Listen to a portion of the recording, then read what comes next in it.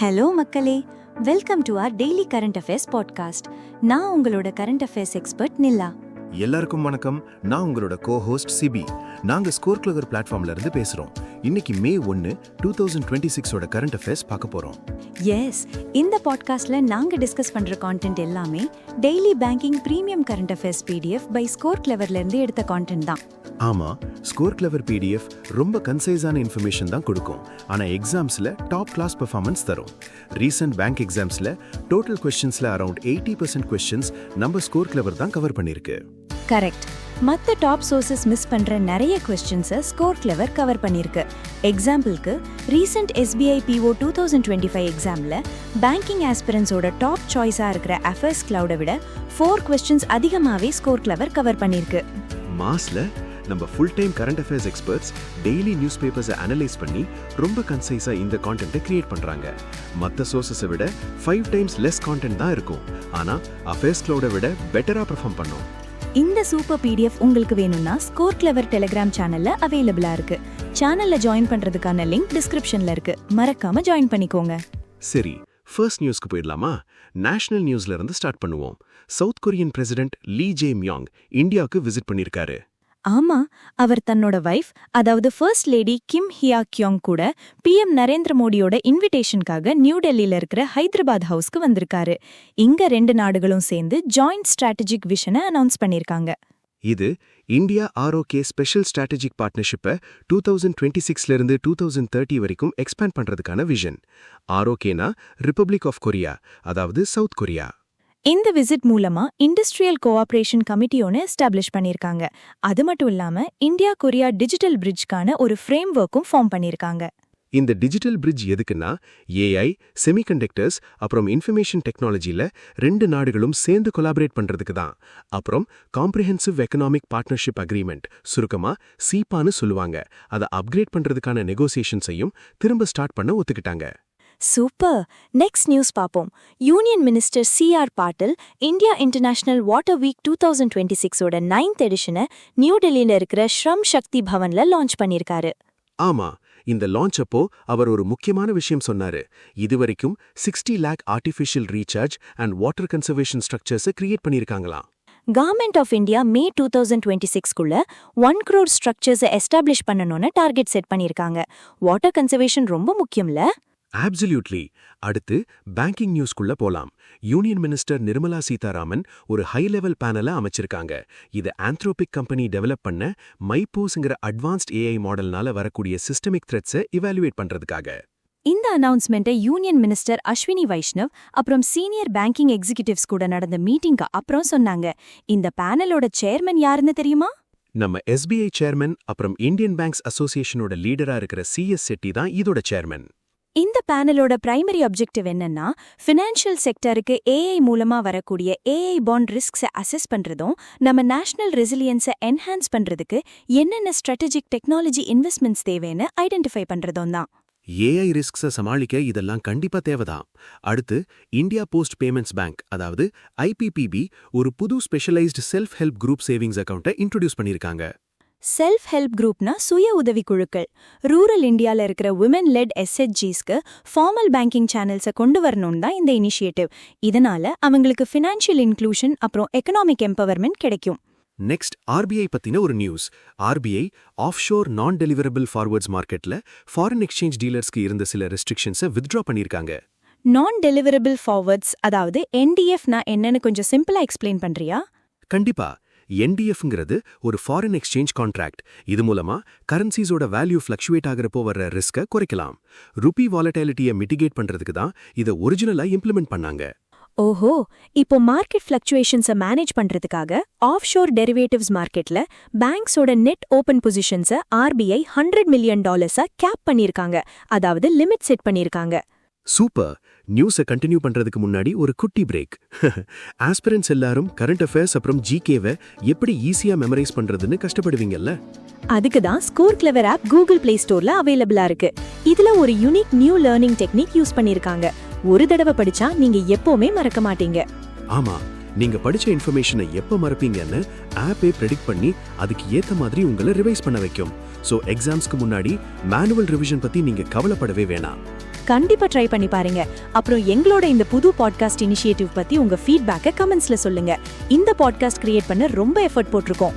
அதனால உங்க சப்போர்ட் எங்களுக்கு ரொம்ப முக்கியம். ஒரு லைக் பண்ணிட்டு அட்லீஸ்ட் உங்க 5 ஃப்ரெண்ட்ஸ்க்காவது ஷேர் பண்ணுங்க. மறக்காம சப்ஸ்கிரைப் பண்ணிருங்க. Welcome back. இப்போ அக்ரிமெண்ட் செக்ஷன் பாப்போம். கொக்கோகோலா இந்தியா யூபி கவர்மெண்டோட இன்வெஸ்ட்மெண்ட் ப்ரமோஷன் ஏஜென்சியான இன்வெஸ்ட் யூபி கூட ஒரு 3-year MOU சைன் பண்ணிருக்காங்க. உத்தரப்பிரதேஷ்ல என்வாயர்மெண்டல் சஸ்டைனபிலிட்டி, கம்யூனிட்டி வெல்ஃபேர் அப்புறம் சேஃப் ட்ரிங்கிங் வாட்டர் ஆக்சஸை இம்ப்ரூவ் பண்றதுக்கு தான் இந்த அக்ரிமெண்ட். வாட்டர் ஆக்சஸ் இன்ஃப்ராஸ்ட்ரக்சரை டெவலப் பண்றது மட்டும் இல்லாம வேஸ்ட் கலெக்ஷன் அப்புறம் ரீசைக்ளிங் சிஸ்டம்ஸை ஸ்ட்ரென்தன் பண்ணவும் இது ஃபோக்கஸ் பண்ணுது. அடுத்து ஸ்போர்ட்ஸ் அக்ரிமெண்ட் ஒன்னு இருக்கு. இன்டர்நேஷனல் ஷூட்டிங் ஸ்போர்ட் ஃபெடரேஷன், அதாவது ISSF, international para Olympic committee கூட ஒரு அக்ரிமெண்ட் சைன் பண்ணிருக்காங்க. ஆமா, ஷூட்டிங் பாராஸ்போர்ட்டோட கவர்னன்ஸ் அப்புறம் ஆபரேஷன்ஸை IPCல இருந்து ISSFக்கு மாத்த போறாங்க. கரண்ட்லி இது IPCக்கு கீழே இருக்கிற வேர்ல்ட் ஷூட்டிங் பாராஸ்போர்ட் தான் மேனேஜ் பண்ணுது. ஃபைனல் அப்ரூவல் கிடைச்சதும் இந்த டிரான்சிஷன் 2027ல ஸ்டார்ட் ஆகி 2028 வரைக்கும் ஒரு 2-year இன்டகிரேஷன் பீரியட் நடக்கும். நெக்ஸ்ட் ரிப்போர்ட்ஸ்குள்ள போலாம். நைட் ஃப்ராங்க் ரிலீஸ் பண்ண 20th edition of the wealth report 2026 படி குளோபலி 6th லார்ஜஸ்ட் வெல்த் மார்க்கெட்டா இந்தியா ரேங்க் ஆகியிருக்கு. இந்தியால இப்போ 19,877 அல்ட்ரா ஹை நெட் வொர்த் இண்டிவிஜுவல்ஸும் 207 பில்லியனர்ஸும் இருக்காங்க. குளோபல் அல்ட்ரா வெல்தி பாப்புலேஷன்ல இது 2.8%. 5 வருஷத்துக்கு முன்னாடி இது 2%-ஆ இருந்துச்சு. இந்த அல்ட்ரா ஹை நெட்வொர்த் இண்டிவிஜுவல்ஸ், அதாவது UHNWIsனா ரொம்ப பணக்காரங்கன்னு அர்த்தம். USA தான் 2.51 lakh UHNWIஸோட டாப் வெல்த் மார்க்கெட்டா இருக்கு. அதுக்கடுத்து சைனா, ஜெர்மனி அப்புறம் UK இருக்காங்க. 2031க்குள்ள இந்தியால UHNWIஸோட கவுண்ட் 27% க்ரோ ஆகி 25,217 மாறும்னு எக்ஸ்பெக்ட் பண்றாங்க.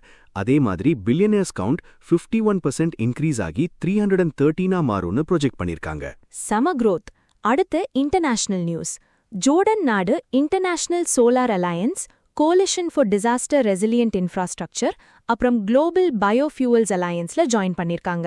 இந்தியா கூட கிளீன் எனர்ஜி, கிளைமேட் ரெசிலியன்ஸ் அப்புறம் சஸ்டைனபிள் ஃபியூவல்ஸ்ல ஸ்ட்ராட்டஜிக் கோஆபரேஷனை ஸ்ட்ரென்தன் பண்றதுக்கு தான் இந்த 3 அலையன்சஸ்லயும் அவங்க ஜாயின் பண்ணிருக்காங்க. 2030க்குள்ள ஜோர்டானோட டோட்டல் எலக்ட்ரிசிட்டி ஜெனரேஷன்ல 50% ரினியூவபிள் எனர்ஜி சோர்சஸ்ல இருந்து வரணும்னு ஒரு நேஷனல் கோல் வச்சிருக்காங்க.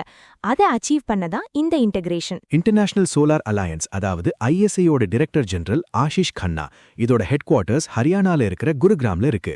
இது 2015ல எஸ்டாப்ளிஷ் பண்ணப்பட்டது. கரெக்ட். இப்போ டிஃபென்ஸ் நியூஸ் பாப்போம். இந்தியன் ஆர்மி லடாக்ல இருக்கிற லேல 153 ஜெனரல் ஹாஸ்பிட்டல்ல ஆப் நேத்ரா 1.0 அப்படிங்கிற ஒரு அட்வான்ஸ்ட் சர்ஜிக்கல் ஐ கேம்பை கண்டக்ட் பண்ணிருக்காங்க. இத general officer commanding 14 corps lieutenant general Hitesh Bhalla inaugurate பண்ணாரு. இது சிவில் மிலிட்டரி கோஆபரேஷனுக்கு ஒரு சிறந்த எடுத்துக்காட்டு. பிரிகேடியர் டாக்டர் சஞ்சய் குமார் மிஸ்ரா தலைமையிலான சர்ஜிக்கல் டீம் 214 ஸ்பெஷலைஸ்ட் ப்ரொசீஜர்ஸை பெர்ஃபார்ம் பண்ணிருக்காங்க. லடாக் ரீஜன்ல இருக்கிற 7 டிஸ்ட்ரிக்ட்ஸ்ல இருந்து 950 பேஷண்ட்ஸை ஸ்கிரீன் பண்ணிருக்காங்க. அப்புறம் இந்த மெடிக்கல் ஆபரேஷனை சப்போர்ட் பண்ண ஆப் நேத்ரா ஆப் ஒன்னும் லான்ச் பண்ணிருக்காங்க. ஆசம். டிஃபென்ஸ்ல இன்னொரு நியூஸ் இருக்கு. DRDO அப்புறம் இந்தியன் நேவி சேர்ந்து NASM/R மிசைலோட மேடன் சால்வோ லான்ச்சை சக்சஸ்ஃபுல்லா கண்டக்ட் பண்ணிருக்காங்க. NASM/Rனா naval antiship missile short range. இத ஒடிஷா கோஸ்ட்க்கு வெளியே பே ஆஃப் பெங்கால்ல நேவியோட ஒரு ஹெலிகாப்டர்ல இருந்து லான்ச் பண்ணிருக்காங்க. ஏர் லான்ச்ட் ஆன்டிஷிப் சிஸ்டமை இவாலுவேட் பண்றதுக்காக 2 மிசைல்ஸை குவிக் சக்சஷன்ல லான்ச் பண்ணி ட்ரையல் பார்த்திருக்காங்க. ஹைதராபாத்ல இருக்கிற ரீசர்ச் சென்டர் இமாரத் அப்புறம் மத்த DRDO லேப்ஸ் சேர்ந்து டெவலப் பண்ண இந்த மிசைலோட வெயிட் 400 kg. இது 100 kg வரைக்கும் வார்ஹெட் பேலோட கேரி பண்ணும். இதோட length 3.6 metres, diameter 300 mm, strike range 55 kilometres, அப்புறம் ஸ்பீட் மேக் 0.8. இந்த மிசைல் 50 மீட்டர்ஸ்ல இருந்து 3 கிலோமீட்டர் ஆல்டிடியூட் வரைக்கும் ஃபங்க்ஷன் ஆகும். சூப்பர். பிசினஸ் நியூஸ்க்கு வருவோம். ராக்லிங்க் இந்தியா பிரைவேட் லிமிடெட் இந்தியாவோட first integrated lithium ion battery and rare earth magnet recycling ஃபெசிலிட்டியை உத்தரப்பிரதேஷ்ல இருக்கிற சிக்கந்தராபாத்ல இனாகிரேட் பண்ணிருக்காங்க. இந்த பிளான்ட்ல லித்தியம் அயான் பேட்டரிஸை ப்ராசஸ் பண்ண 10,000 tons per annum கெப்பாசிட்டி இருக்கு. இதுல இருந்து 5,000 to 6,000 tons of black mass கிடைக்கும்னு எஸ்டிமேட் பண்ணிருக்காங்க. அது மட்டும் இல்லாம மாசத்துக்கு 60 tons rare earth magnetsையும் ப்ராசஸ் பண்றாங்க. 2026க்குள்ள 1,500 tons per annum கெப்பாசிட்டில ஒரு rare earth chloride யூனிட்டை இம்ப்ளிமெண்ட் பண்ணவும் பிளான் பண்ணிருக்காங்க. நெக்ஸ்ட் ஓஎன்ஜிசி அதாவது oil and natural gas corporation limited அவங்களோட சப்சிடியரிஸான எம்ஆர்பிஎல் அப்புறம் ஒபால் கூட சேர்ந்து ஒரு ஜாயிண்ட் வெஞ்சர் ஃபார்ம் பண்ண அப்ரூவல் கொடுத்திருக்காங்க. MRPLனா Mangalore refinery and petrochemicals limited, அப்புறம் ஒபால்னா ஓஎன்ஜிசி பெட்ரோ எடிஷன்ஸ் லிமிடெட். இந்த joint venture integrated petrochemicals marketing அப்புறம் ட்ரேடிங்ல ஃபோக்கஸ் பண்ண போகுது. இதோட ஷேர் ஹோல்டிங் ஸ்ட்ரக்சர் எப்படின்னா ஓஎன்ஜிசி 50%, எம்ஆர்பிஎல் 25%, அப்புறம் ஒபால் 25% வச்சிருப்பாங்க. ஆனா இதுக்கு மினிஸ்ட்ரி ஆஃப் ஃபைனான்ஸ்க்கு கீழே வர department of investment and public asset management அதாவது டிபாம் கிட்ட இருந்து அப்ரூவல் கிடைக்கணும். ஓகே, இப்போ சயின்ஸ் நியூஸ் பார்க்கலாம். NASA Nancy Grace Roman space டெலஸ்கோப்பை அன்வீல் பண்ணிருக்காங்க. இது யூனிவர்ஸை சர்வே பண்ணி எக்ஸோ பிளானட்ஸை டிடெக்ட் பண்றதுக்கான ஒரு வைட் ஃபீல்ட் அப்சர்வேட்டரி. நாசாவோட ஃபர்ஸ்ட் சீஃப் அஸ்ட்ரானமரான நான்சி கிரேஸ் ரோமனோட பேரை தான் இதுக்கு வச்சிருக்காங்க.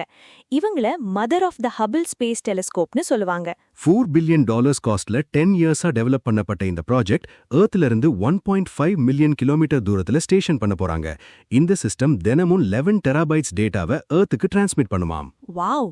அடுத்து என்ஐடி ரவுர்கேலாவை சேர்ந்த ப்ரொஃபசர் சையத் நசீமுல் ஆலம் தலைமையிலான ஒரு ரிசர்ச் டீம் ஏர்கிராஃப்ட் லேண்டிங் கியரோட டியூரபிலிட்டி அப்புறம் பெர்ஃபார்மன்ஸை என்ஹான்ஸ் பண்றதுக்கு ஒரு novel light weight nano composite மெட்டீரியலை டெவலப் பண்ணியிருக்காங்க. ஏர்கிராஃப்ட்க்கு இது ரொம்ப யூஸ்ஃபுல்லா இருக்கும். அப்புறம் அட்டாமிக் எனர்ஜி ரெகுலேட்டரி போர்டு ராஜஸ்தான்ல இருக்கிற ராவத் பாட்டால இருக்கிற நியூக்ளியர் ஃபியூவல் காம்ப்ளெக்ஸ் கோட்டாக்கு ஆபரேட்டிங் லைசன்ஸ் கொடுத்திருக்காங்க.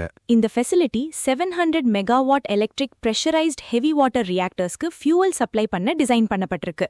இதோட licensed annual production capacity 500 metric tons of natural uranium dioxide fuel bundles. Okay, இப்போ அப்பாயின்ட்மெண்ட்ஸ்குள்ள போலாம். கேபினெட்டோட அப்பாயின்ட்மெண்ட்ஸ் கமிட்டி பேங்க் லீடர்ஸோட டென்யூரை 2029 வரைக்கும் 3 இயர்ஸுக்கு எக்ஸ்டெண்ட் பண்ண அப்ரூவல் கொடுத்திருக்காங்க. இதுல பேங்க் ஆஃப் இந்தியாவோட MD and CEO Rajneesh Karnatak, அப்புறம் பேங்க் ஆஃப் பரோடாவோட MD and CEO Debadatta Chand அடங்குவாங்க. இந்தியன் பேங்கோட எக்ஸிகியூட்டிவ் டைரக்டர் அஷிதோஷ் சௌத்ரிக்கும் மே 2029 வரைக்கும் 3 இயர்ஸ் எக்ஸ்டென்ஷன் கிடைச்சிருக்கு. அப்புறம் ஈக்விட்டாஸ் ஸ்மால் ஃபைனான்ஸ் பேங்கோட எம்டி அண்ட் சிஇஓவா PN வாசுதேவனை 2029 வரைக்கும் 3 இயர்ஸுக்கு ரீஅப்பாயிண்ட் பண்ண RBI அப்ரூவல் கொடுத்திருக்காங்க. Justice Lisa Gill Andhra Pradesh ஹைகோர்ட்டோட ஃபர்ஸ்ட் விமன் சீஃப் ஜஸ்டிஸா அப்பாயிண்ட் ஆகியிருக்காங்க.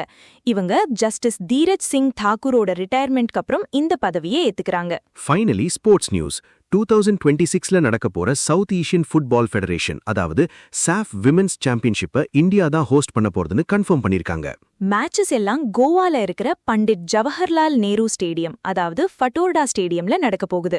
விமென் ஃபுட்பால்கான இந்த பிரீமியர் ரீஜனல் காம்படிஷன் 2010ல இருந்து 2 இயர்ஸுக்கு ஒரு தடவை நடந்துட்டு வருது. 2026 எடிஷன்ல நேபாள், ஸ்ரீலங்கா, பூட்டான், இந்தியா, பங்களாதேஷ் அப்புறம் மால்டீவ்ஸ் இந்த 6 நேஷன்ஸ் பார்ட்டிசிபேட் பண்றாங்க. முக்கியமா பாகிஸ்தான் இந்த டோர்னமெண்ட்ல இருந்து ஆபீஷியலா வித்ட்ரா பண்ணிட்டாங்க. இதோட இன்னைக்கு நியூஸ் முடிஞ்சது மக்களே. பாட்காஸ்ட்டை முடிக்கிறதுக்கு முன்னாடி ஒரு முக்கியமான அனௌன்ஸ்மெண்ட். டெலிகிராம்ல நடக்கிற கரண்ட் அஃபேர்ஸ் லீக் குவிஸ்ல மறக்காம பார்ட்டிசிபேட் பண்ணுங்க. ஆமா, அன்னைக்கு படிக்கிற கரண்ட் அஃபேர்ஸ அன்னைக்கே டெஸ்ட் பண்ணி பார்க்க தினமும் 8 PM இந்த குவிஸ் நடக்கும். இத IPL ஃபார் கரண்ட் அஃபேர்ஸ்னே சொல்லலாம். மாசம் ஒரு புது லீக் ஸ்டார்ட் ஆகும். அப்புறம் மந்த் எண்ட் வரைக்கும் ஸ்கோர்ஸ் கவுண்ட் பண்ணுவாங்க. வின்னர்ஸ்க்கு எக்ஸைட்டிங் ரிவார்ட்ஸும் காத்துட்டு இருக்கு. சோ உடனே கரண்ட் அஃபேர்ஸ் லீக் டெலிகிராம் சேனல்ல ஜாயின் பண்ணுங்க. லிங்க் டிஸ்கிரிப்ஷன்ல கொடுத்திருக்கோம். நாளைக்கு கரண்ட் அஃபேர்ஸோட உங்களை வந்து சந்திக்கிறோம். பாய் மக்களே. Bye. All the best for your exams.